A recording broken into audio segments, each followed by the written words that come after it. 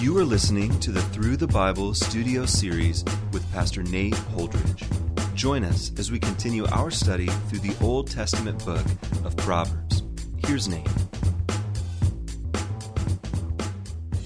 Well, as we turn in our Bibles to Proverbs chapter 20, we are continuing on in a section of the Proverbs that deal with general proverbs or wise and righteous sayings from God.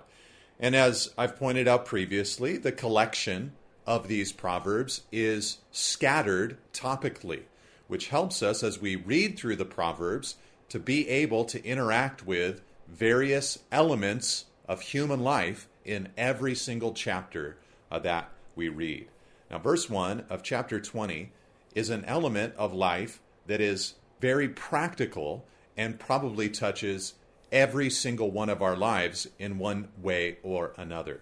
Wine, verse 1, is a mocker. Strong drink is a brawler, and whoever is led astray by it is not wise. Now here, the Proverbs are dealing with every form of alcoholic drink. They cover the grape-based alcoholic drinks and also the wheat-based alcoholic drinks when they talk of wine and strong drink. But, of course, they're actually dealing with any form of intoxication that a human being could come upon in order to take them intentionally into an inebriated state. And so here, the proverb actually is very strong against alcoholic beverages. It is not like other passages which deal exclusively or more so with drunkenness. Here, the commission is, look, it can make you into a brawler. It can make you into a person who is not wise. It can make you into a person who is led astray. The idea here is that a person can become, through alcohol or substance abuse, aggressive, brawler, or wayward, led astray, which is a good description of what alcohol abuse can do to a person. And, as we look all around the world that we live in, it's obvious to us that the dangers of alcohol abuse are all around us. Even in ancient times, apparently, as we read the Proverbs, this problem was accurately seen. Paul tells us in Ephesians chapter 5, verse 18, he says, "And do not get drunk with wine, for that is debauchery, but be filled with the Spirit." To be filled with the Spirit is where true boldness and true self-expression are found. You are most truly yourself when you are filled with the Spirit of the living God and not in a drunken stupor. Now in verse 2, he goes on to say, "The terror of a king is like the growling of a lion. Whoever provokes him to anger forfeits his life." This speaks of a leader, a king in this instance, who is overly driven by his emotions. And, anytime a leader is unable to keep their emotional responses in check, it can be difficult to follow that leader. A leader needs to have emotion, to be sure. But here you have a king that is terrible in the way that his emotions drive him. And the people underneath him, for them, it's like experiencing a growling lion who, of course, is a threat. In verse 3, he says, "It is an honor for a man to keep aloof from strife, but every fool will be quarreling." Some people here jump at the chance for a controversy or a fight, but we should work to avoid all unnecessary confrontation. There's just the reality that in the Christian life, there will be a time in every one of our lives where there is necessary confrontation. A correction needs to be given, a rebuke needs to be delivered. But for the most part, we should want to avoid unnecessary confrontation. The sluggard, verse 4, does not plow in the autumn. He will seek at harvest and have nothing. Now, this sluggard is a farmer who is too lazy to plant his crops at the right time. And the right time, of course, for planting the crop was in inclement weather. When it was cold, when it was wet, when it was unpleasant in the fall or even in the winter, would be the time to get out there and get your crops planted in the ground. And then, of course, as the spring rains came and then the latter rains came, you would expect for a harvest, but only if you planted during the times of difficulty. I like to run quite a bit, and if you're training for some kind of race, the reality is if you're going to run a race in the spring, you're going to have to train for that race in the winter. And there will be plenty of days where you don't feel like moving, you don't feel like working, you don't feel like training, just like this farmer would not feel like plowing in autumn. But the reality is, if you don't learn how to work when it's unpleasant, work when it is difficult, you won't see good fruit come from your lives. And I think that this is also an important principle when it comes to anyone involved in church work. Because as you consider the ministry, you consider that there are so many autumns that we must plow in, so many seasons that we must sow our seed in where it's difficult, it's hard. These aren't the things that we would prefer to do, but if we're faithful, we're going to see God give us fruit at the proper time. The purpose, verse 5, of a man's heart is like deep water, but a man of understanding will draw it out. You know, it's just true that there are some people who have the skill to unearth the depths of someone else's heart. That's what this proverb is about. There's a man who has a heart, and his heart is like deep water. There's a purpose inside of that man. It's very deep. It's hard to get to. But a man of understanding knows how to draw it out. Think of a well system, for instance, or a pump that goes deep down into the earth and draws that water out. The idea there is that the water is not easily accessible, but with skill and with wisdom, it can be drawn. Here you have a person who knows how to mine or to unearth the depths of someone else's heart. This speaks less of drawing out wisdom from someone else and more about drawing out the true thoughts and plans of someone else. That's what the proverb says. The purpose of a man's heart is like deep water. Not the wisdom, but the purpose. So this speaks of those who are gifted in counsel and are able to draw out the wisdom, but also the plans, the desires, the thoughts of other people.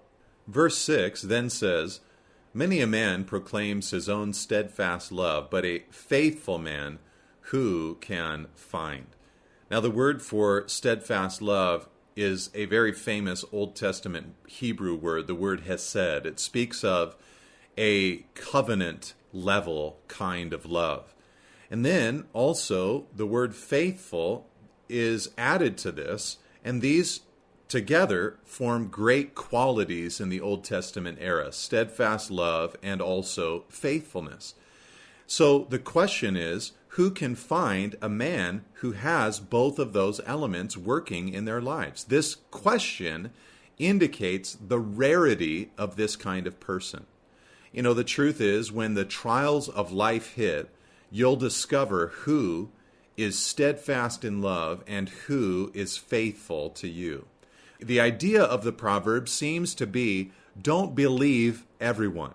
You'll have people who proclaim their steadfast love, but in times of difficulty, that love will be either proved as legitimate or proved as false. And it might help us when we come across someone who is faithful and does demonstrate true hesed, covenantal, steadfast love. It might cause us to celebrate those people a little bit more than we do, to not take them for granted, but to rejoice in what God has done in their lives to bring them to that place. The righteous, verse 7, who walks in his integrity, blessed are his children after him. You know, when a Christian father really allows the gospel to get a hold of his heart, he becomes a great refuge for his children. And as he walks in his integrity, he gives to his children such a great gift. You know, because what he's doing is he's pushing aside hypocrisy. He's refusing to say one thing and live another thing. That consistency is a treasure for his children. The proverb says, blessed are his children after him.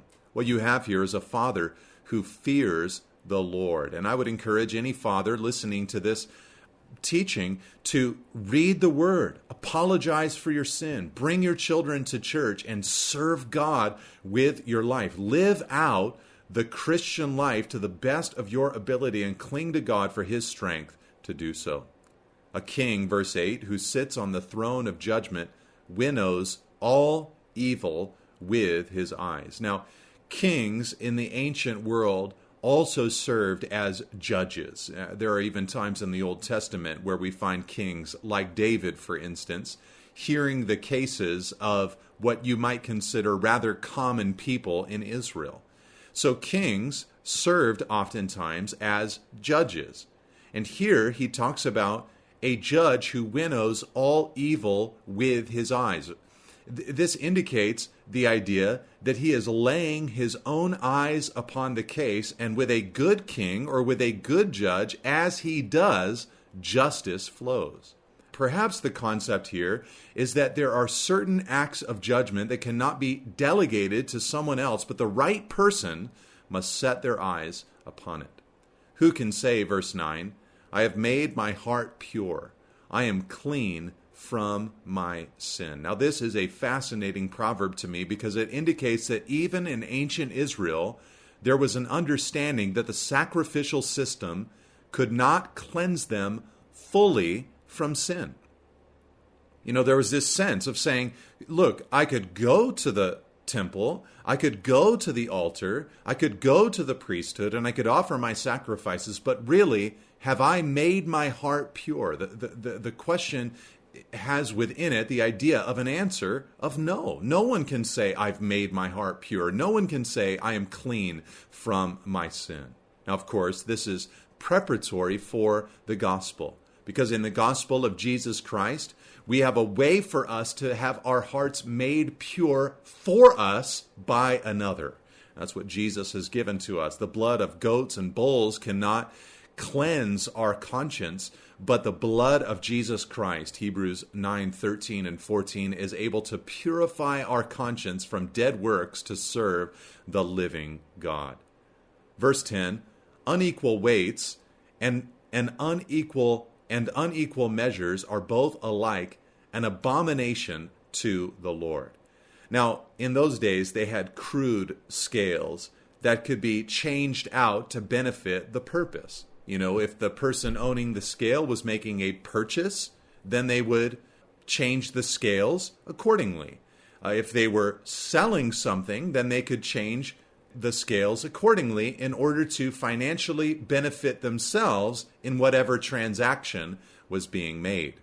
Both of these things were an abomination to the Lord. Unequal weights and unequal measures were an abomination to the Lord. In fact, God had given to Israel a law in Deuteronomy 25, verse 13 to 16, that they would only have one set of weights in their work and in their home. There needed to be a consistency, not one set for buying and one set for selling.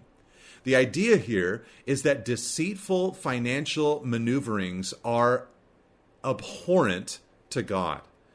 Now, this doesn't mean that because they're an abomination to God, he will show himself then and there. No, we live in a world where these abominable practices take place and people engage in theft and cheating and manipulation all the time in the financial sector and world, but the Lord sees it, and it is an abomination to him. And one day he will show himself. One day he will judge. Now, this helps us understand that God is interested in our ordinary financial dealings. he sees. He wants us to be a people who are just. Even a child, verse 11, makes himself known by his acts, by whether his conduct is pure and right. In other words, what a person says they are, even what a child says they are, here in verse 11, does not reveal who they are. No, it's the acts of a person that reveal who they truly are. So you can say all you want, but what you do, how you live your life, demonstrates much more accurately who you actually are. Verse 12, the hearing ear and the seeing eye, the Lord has made them both. In other words, we get our spiritual perception, the hearing ear and the seeing eye, from the Lord. This is fascinating because it helps us understand that we need God to give us spiritual insight and illumination. Paul has a beautiful passage about this in 1 Corinthians chapter 2, where he tells us that when you become born again, the Spirit of God comes to live inside of you, and the Spirit who is from God helps you understand the things that have been freely given to you by God. In other words, it is the Spirit who helps us even understand the Bible itself and the promises, the blessings that God has given to us. John called this, in his first epistle, the anointing that we have from the Lord. And so, even in the Old Testament, that understanding was seen, the hearing ear and the seeing eye, the Lord made them both. He's the one that gives us spiritual illumination. Verse 13, love not sleep, lest you come to poverty. Open your eyes, and you will have plenty of bread. Now, sleep, well, obviously necessary and good for human flourishing, is not to be loved, this proverb tells us, in a lazy way. Love not sleep. I mean, everybody loves when they're tired to go to bed, but here the idea is of in a lazy or overindulgent kind of way. And then if a person does, then poverty will come into their lives. Bad, verse 14, says the buyer, but when he goes away, then he boasts. Now, this is a humorous proverb where the author is invisible, and he's witnessing a buyer in the market. He makes a purchase, he walks away. When he's making the purchase, he says, bad, oh, this isn't worth all that much. But then when he goes away and is far from the seller, he boasts about the purchase or the deal that he made. So the author invisibly follows the buyer and sees this act. Now, the proverb is casting this as not just humor, but as a negative act. I think that this proverb teaches us something about advertising. And I think it teaches us something about paying what something is worth. I think if we think about the buying and selling and negotiating and trying to rip people off and get the best deal we can or get things for free that we should pay for, if you could just push a button on the world economy and all of a sudden trade was just incredibly fair and everybody paid what something was actually worth and all advertising was deleted, and we didn't try to snooker our fellow man, but we just said, look, there's needs, let's buy, let's sell, let's just help each other out and, pay and sell at a fair price. If that took place, think about the health and the beauty that would come into the world. Verse 15, there is gold and abundance of costly stones, but the lips of knowledge are a precious jewel. So this helps us understand that when you come across someone who has knowledge, they can speak knowledge, they're able to communicate and teach knowledge, that's a precious jewel. That's someone who, there's gold, yeah, and there's costly stones, sure, but someone who can know and communicate that knowledge, that's a treasure. Take a man's garment, verse 16, when he has put up security for a stranger, and hold it in pledge when he puts up security for foreigners. Now, here what we discover is that a debtor's outer garment could be taken by a creditor as collateral to guarantee that the debtor would pay. So here is an exhortation to be wise and discerning in business dealings and in financial transactions. Verse 17, bread gained by deceit is sweet to a man, but afterward his mouth will be full of gravel. Now, here the idea is that when someone, lies and deceives to get their way in life, there is a consequence even in the here and now. Way back in Proverbs 9, verse 17, we heard the line from Folly, shouting, "Stolen water is sweet, and bread eaten in secret is pleasant." But here we have the full story. The full story is that, you can take shortcuts. You can, sin to get your way. And for a moment, it will be sweet. But in the end, your mouth will be full of gravel. In other words, for a moment, sin is pleasurable, as Moses knew, Hebrews chapter 11. But in the end, it leads to bitterness of heart. Verse 18, plans are established by counsel, by wise guidance wage war. Here we understand or learn about wise planning and counsel before going into war. Now, there's an interesting statement from Jesus on this in the context of talking about discipleship. In Luke chapter 14, Jesus was explaining to his disciples that they needed to renounce everything that they had in order to be his disciple. And in the setting there, in talking to them about discipleship, he gave an illustration of a king going out to war. And he also gave an illustration of someone building a tower. But in the illustration of the king going out to war, he said that the king deliberates and thinks about whether with 10,000 he could defeat an army of 20,000. And if not, he seeks for a delegation and asks for terms of peace. Now, many times people interpret that statement from Jesus to mean that he's saying to us, hey, count the cost. Think about whether you can really live the life of discipleship, whether you can really build the tower or whether you can really go into war. I don't know that that's what Jesus was saying, because he invites all of us into a life of discipleship. Every believer, he's saying, become and make disciples. It's not an optional thing that he's saying, hey, think about it, count the cost. Now, it seems to me that in the context where Jesus is saying, look, you can't be my disciple unless you renounce all that you have, it seems to me that Jesus himself is saying, I am going to wage war. I am going to build a tower. But before I do, I am thinking about whether I have the right soldiers and the right materials to be able to do so. And so it speaks to us of being the right people for the job that Jesus is doing. Plans are established by counsel, by wise guidance wage war.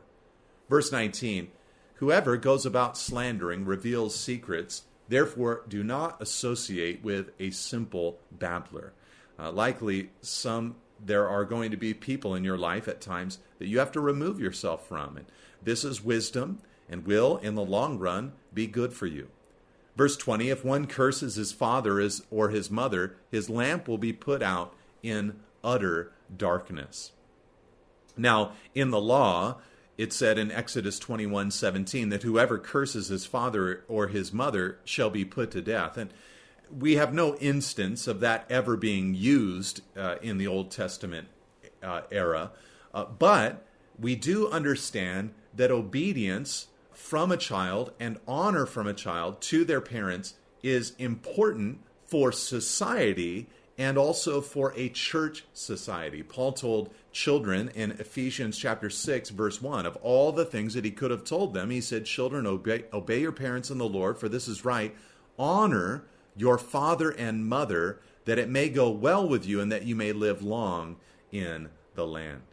An inheritance, verse 21, gained hastily in the beginning, will not be blessed in the end. Now, this hastily gained inheritance does not only speak of speed, but of sin. As when the prodigal son requested his inheritance early in Luke chapter 15 in Jesus' parable. So, what's being said here is that when it comes to financial matters, it is healthy to slowly build up and work for your income and your savings. Do not, verse 22, say, I will repay evil Wait for the Lord, and he will deliver you. Here, this person, the wise person, is not eager to display the classic Old Testament attitude of an eye for an eye and a tooth for a tooth.